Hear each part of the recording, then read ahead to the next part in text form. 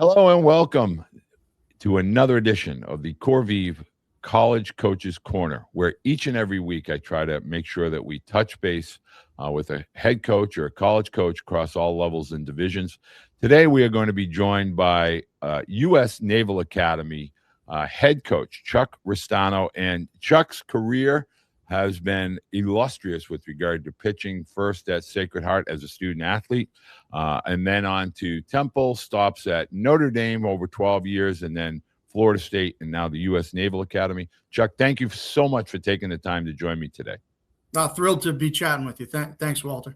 You know, I really want to get started with, you've been around some really high-level programs, and I would love to have your take, taking over the U.S. Naval Academy program and really, over the last couple of years, really digging in. What has that been like for you to now not only become a head coach, but a head coach at such a prestigious academy such as Annapolis? Yeah, I think the thing that prepares you, or the thing that prepared me for what Navy kind of threw at me, was my time at Notre Dame. Admittedly, the academic rigor, the amount of ways the kids get pulled in different directions, the just adhering to the highest moral standard. I think here at Navy, it's the absolute gold standard. So learning how to balance time management, I think those years at Notre Dame really helped me. As far as being a head coach, I've got lots of mistakes left to make. I've made plenty of them. But being fortunate enough to have been around in my career head coaches who are really elite at what they do, and obviously coming directly from 4 years with Link Jarrett was a masterclass in program management. And I try to do things my way, but if you watched some of Link's meetings and practices, and then you came and watched some of mine, a lot of it's mirrored because I know what he does works. But coming here, the unique specificity of, leaving a place like Florida State where you can go win, those guys are going to win a national championship at some point. There's no doubt in my mind. To come here you balance things a little bit more, and the people I get to coach are the most special human beings in the world. That's a really humbling thing. And it hits you right in the face as soon as you interview for the job and you realize how different the place is. But yeah, we are still chasing immense competitive success, and that's the balance we strike here. One of the things I would love for you to kind of explain specifically to parents and student athletes that may have a strong desire to attend a military academy is talk about, when you're out recruiting, arguably the Patriot League really rivals academically the Ivy League, and then competitive wise, as far as the teams within the Patriot League, it's a very, very competitive athletic conference, typically led by the Holy Cross and the West Points and Bucknells, and now you at the Naval Academy. Talk a little bit about that balance academically as well as athletically before we get to the military component, and what that means for you as a head coach when you're out recruiting. Yeah, the academic piece is critical. I mean, that's the difference between whether we can recruit you or not. I think there's nothing more deflating, and the advice I'd give to parents of younger kids is there's nothing more deflating than seeing a recruitable athlete as far as the skill set goes and just not being able to recruit them because they didn't take their pre-calc seriously, because they didn't take a standardized test. And I know different schools have different testing standards, and some of them don't require it anymore. But it's an unbelievable amount of filtration when you go to a big event, and we all, and I would say all of the schools in the Patriot League are recruiting coast to coast. So you've got to go to events that are populated by, of course, really good baseball players, but you've got to go to events that there's going to be academic kids at. So there have been first rounders and big leaguers that came out of the Patriot League, and that's the competition is real, not both with, of course, us and Army being as big a rivalry as you can have, and Holy Cross has done some amazing things. Bucknell has had lots of really good players go through their program. So yeah, we're looking at the same guys that are going to go be professional athletes, and we're looking at the same academic performers that are going to go on and play in the Ivy League. So it's really prestigious and it's really fun, but there's a lot of filtration in order to get from outstanding high school student athlete to star in the Patriot League. One of the things that I would love for you to kind of speak about, and I think parents a lot of times are led to believe from a pitching dynamic, and you and I have an affinity for the craft of pitching.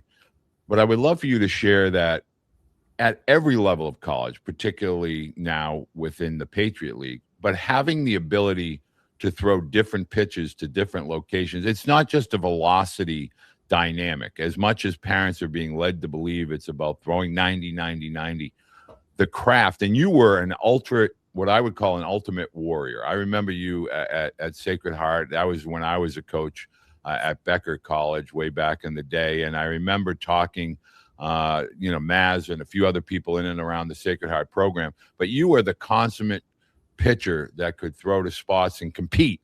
Talk a little bit about that. When you're out recruiting, there is more to pitching than velocity. And what are some of the key metrics that you're looking at from a pitching perspective when you're trying to recruit at the Naval Academy? Yeah, I think when we evaluate the fastball, I think the easiest and almost cheapest way to evaluate it is the radar gun. I can hand my dad the radar gun, and I don't think that really tells the story. I mean, I think you and I would agree. Yeah, would I prefer velocity to not having it? Of course. We have two all-conference pitchers in our program, and neither of them are pitching at 90 miles an hour. I look like fastball command to both sides of the plate, and can you expand it? Whether that's 85 or 95, we can defend the strike. We can't defend the ball, I always pay attention to what people do with the fastball. We have guys in our program that throw pitches by guys at 86, and we have guys in our program that throw pitches at 92 that get smashed. So the blend of the craft and the art with our new, I guess, scientific modalities, right? What TrackMan can tell us. But before we evaluate, and I probably should have started with this, before we evaluate anything about pitch profiling, you kind of want to find the uber competitive person. Whatever I was as a pitcher and probably why I became a coach, like I'd have liked to have beaten you because my stuff was so good, but it just wasn't.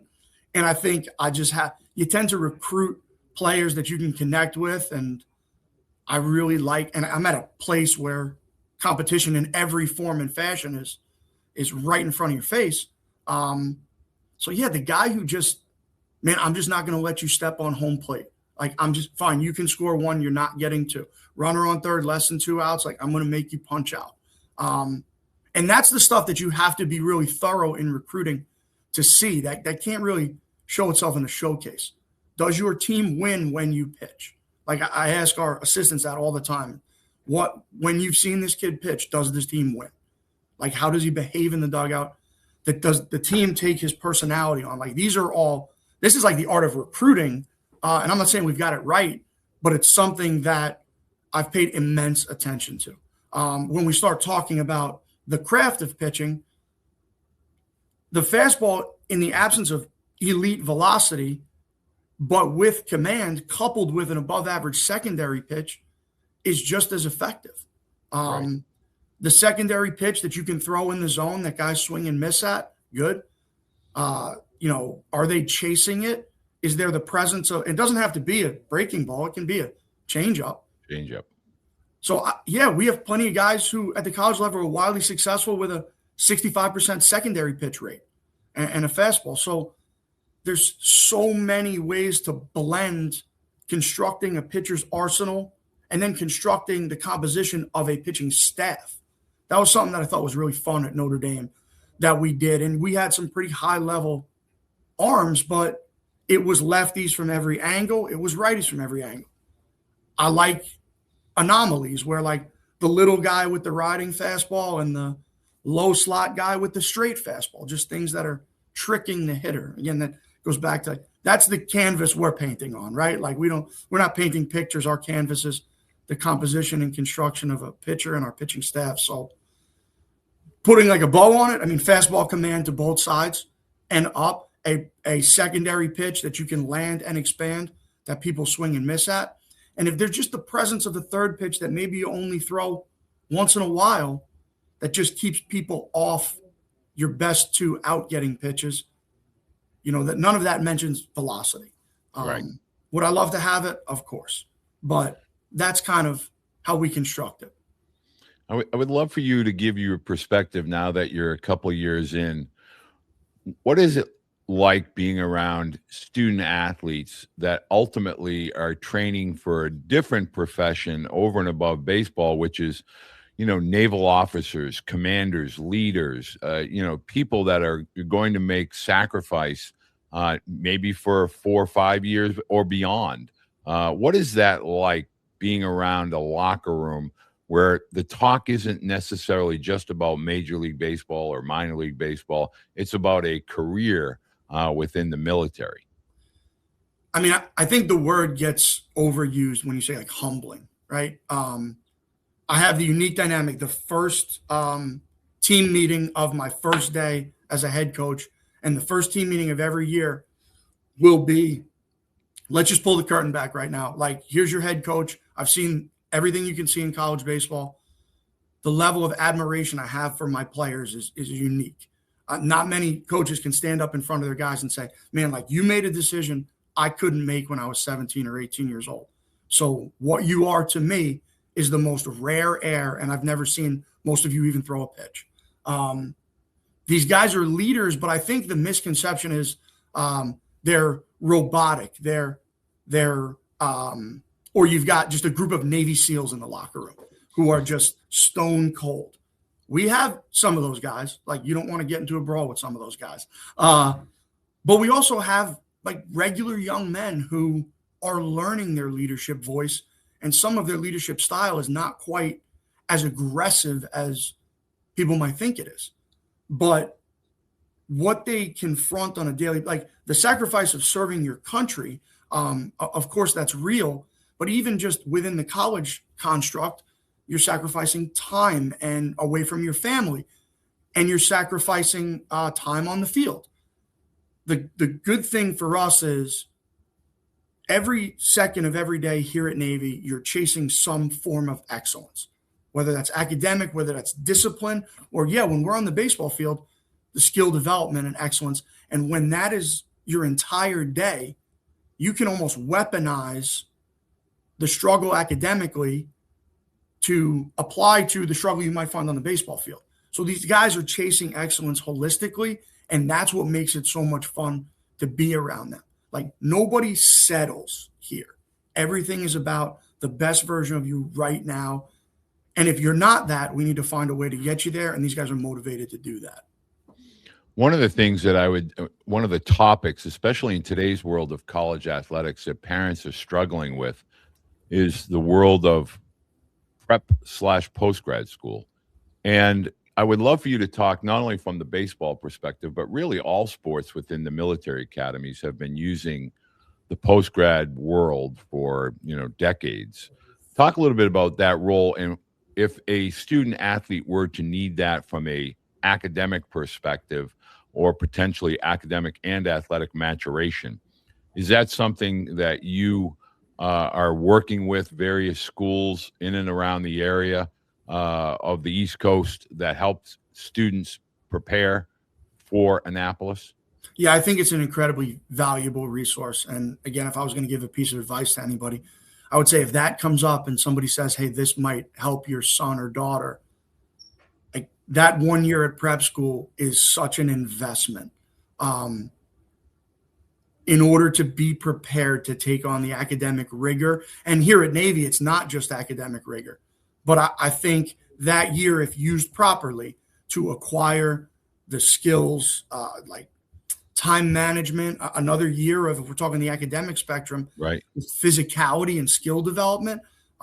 College baseball is so old now that if you can enter with 4 years of eligibility as a 19 or 20-year-old, that might not be the most traditional path, but you've got to be prepared to confront opposition that are 22 years old. Like, that's just the reality of college baseball now. In the academic realm, and just like the evolution of your own maturity, that year at prep school is incredibly valuable. Every year we have one or two guys at least that will go that route.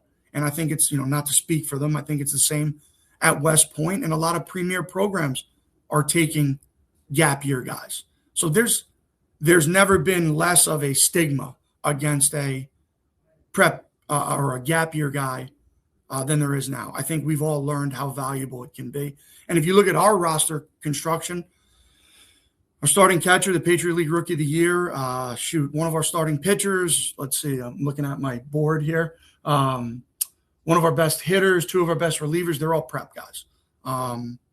We don't do it, with every guy, but I've most certainly seen the value in it. What age or what year of graduation do you typically begin identifying potential recruits now for the Naval Academy? Does that start at the completion of a junior year so the transcript can be pre-read, or when do you typically kind of begin not only the evaluation but the engagement with regard to recruiting of a student athlete? Well, the engagement the rules still apply.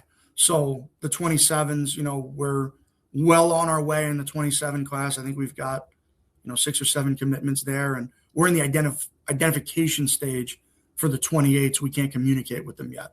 But it evolves, and especially here because you don't have a very complete academic picture when somebody is in the middle of their junior year, or quite honestly, when they complete their sophomore year.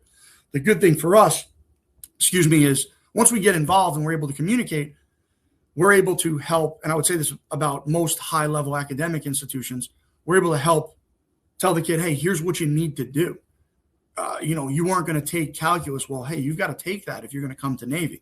The standardized test has become a bit of a polarizing thing. Well, that's not an option here. You need to take it, and you need to do well at Navy. So it's easier to identify baseball talent, to get in the weeds and figure out, is this the right programmatic fit? One, if they can get into school, and two, does their ethos line up with what we're looking for at the academy? So we try and be as early and as thorough as we can, but admittedly, you cast a pretty wide net that narrows pretty considerably. One of the topics that a lot of parents struggle with, and I really value your opinion on this, and that is college baseball. My opinion, I believe it's changed totally now. It's becoming not only an older game, but it's really a mature game now that's being played with regard to seasoned, mature athletes. And so therefore the role of the high school athlete in the opinions of parents is kind of reduced. But in reality, it's how they prepare. We need to change how high school athletes are preparing for college athletics. Do you offer any advice to parents or student athletes at the younger ages? They're not in the recruiting phase yet, right, but how can they really prepare themselves physically and mentally for what really awaits them at the college level? It has nothing to do, like, I try to get parents to understand high school baseball, travel baseball, really not indicative of the game at the college level and how it's played. So what kind of advice would you kind of give to student athletes and families as far as preparation during those 4 or 5 years of the high school experience? I think it's a really good blend of, pitchers in particular. We found so many great ways to augment their skill set. Like the science behind pitching mechanics, data, strength and conditioning. I would say if there's anything to be learned about how to develop pitchers now at a young age, strength and conditioning is probably the most exciting topic, right? That's where, we have built elite pitchers and not changed a thing about their delivery in the weight room. And the strength and mobility that happens in the weight room helps repeat the delivery. So investment in strength and conditioning, nutrition, like I say it to recruits, like if the equation is A plus B equals C, and C is performance, and B is your position coach, well, A had better be a commitment to strength and conditioning, nutrition, even mental conditioning. Like the mental game, there's so much to be learned about the mental game. So that's a little bit of a tangent on pitchers, but investing in your own development. Once you get out of the lab or once you get out of the weight room, playing the highest level of baseball you can, watching the highest, like turn on ESPN Plus and watch games. Skill development is a selfish matter, and you can, and I mean that in a good way. Like you need to be selfish and intense about your own development, but you also have to see those dudes in the SEC or the ACC and watch how that game is played. Turn Florida State, turn Louisville on and watch those guys run the bases. It's not all about college baseball is not just all about 99 mile an hour octane and hitting the ball over the fence. That's a big part of it. But like the best teams are really hard to score on. Elite fundamental defense, controlling the running game, these gaps in the game that don't always show up in the lab, high school, or travel baseball. So I know it's really elementary to say, watch baseball, but we don't. Yeah, really, I don't to be think honest with you, we don't spend enough time watching baseball. I agree with you 100%. It's some of the best programs that the Coastal Carolinas, they model efficiency, and they do it with really high level athletes that are in the 1% of college baseball athletes. But every bunt defense, everybody's exactly where they're supposed to be. The frustration of pitching coaches at the college level. You don't know how to field your position. You don't know how to control the running game. These are all things that if you watch enough college baseball, you see it at a really high level. And you'll see mistakes. But I think that's the best way to assimilate. How are athletes going to get on your radar? Is it camps? Does the Naval Academy have camps? Do you encourage them to email, engage with social media? How is a student athlete going to get themselves on your radar? Well, one is, you play the best competition you can. Attach yourself to the best team, play in the tournaments that have the biggest visibility. But specific to Navy, coming to our camp is such a valuable thing because you also get a look at the academy. It's really the only place we can interact with you on a baseball field. And our coaches are there, and we're not just sitting in the press box, rolling the sleeves up. We're going to tell you what our program's about. You're going to be coached by our position coaches. You're going to hear from me about what I expect in this program and the recruits that we populate it with. So this is not solicitation of our camp, but we're a unique enough place where not only do you need to see the baseball piece, it gives you a chance to see the academy and what it's about and interact with our players. Our players telling their story is a really important part. Again, most people think my roster is populated by kids who woke up at 5 years old and said, I want to be a Navy pilot. I want to be a Navy SEAL. Or, hey, my dad went to the academy. The reality, there's some of that. The reality is most of our guys are guys who are pursued by more traditional college programs that when they peeled the layers back at Navy, they realized this is a great opportunity at competitive baseball success, a great opportunity at an elite education, and the best leadership development program in the world. So coming to our camp I think is critically important for all those reasons. The email is great. I mean, I see every email. And I know coaches will get very dramatic and say, I get 500 emails a day. And I read every email. It's hard to, sift through the one that's this long. It's just, hey, here's a video of what I do. Here's why I'm interested in the academy. Here's where you can see me play. I think quick and to the point is probably the best way to do it. And that's, the blend of calling people we trust. I think that's a really important piece when you recruit the country. The guys I know in Florida that have brought 5 tremendous players into our program. When he calls me and says, I got a guy that's a fit, I trust him. And I think that's really important that you have the right people advocating for you as well. Now, somebody who calls me and says, he's an okay student. You can get him in. He's an athlete. And man, you don't really have a great idea of, please don't tell me about the Naval Academy's admission standard. So I think having the right person advocating for you is really important too.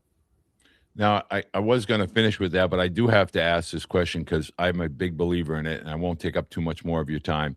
When you're talking about playing at the best level possible, obviously high school, you can't really control that. That's a schedule that's predetermined.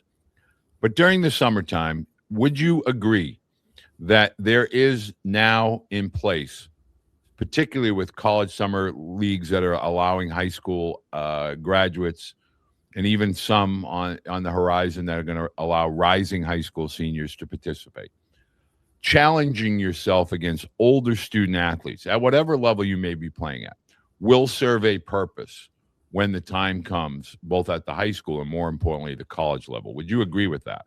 Absolutely.